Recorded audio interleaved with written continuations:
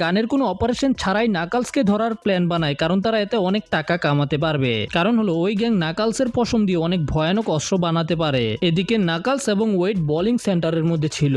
Knuckles জানতো না যে ওয়েড টুর্নামেন্টের মধ্যে বোলিং করবে। আসলে সে মনে করেছিল যে ওয়েডের ওই টুর্নামেন্টের মধ্যে লড়াই করতে হবে। এই জন্য নাকালস চেয়েছে ওয়েডকে যোদ্ধা বানানোর ট্রেনিং দিবে, কিন্তু ক্লাবে আসার পরে জানতে পারে যে নাকালসের ওয়েডকে বোলিং শিখাতে হবে। তখন নাকালস নিজে বোলিং ট্রাই করে আর বল মেরে সবগুলো অবস্টিকালকে একেবারে গুড়া করে দেয়, যেটা দেখে ওয়েড অনেক খুশি হয়ে যায়, কারণ ওয়েড বুঝতে পেরে গেছে নাকালস অনেক ভালো প্লেয়ার। এই জন্য এখন ওয়েড নাকালসের কাছ থেকে বোলিং শিখতে চায়। আর ঠিক তখনই সেখানে একটা পোর্টাল ওপেন হয়, যেটার ভিতর থেকে মেসন এবং বিলো বের হয়ে আসে। আর তাদের শরীরের মধ্যে অনেক হাইটেক যন্ত্রপাতি ছিল।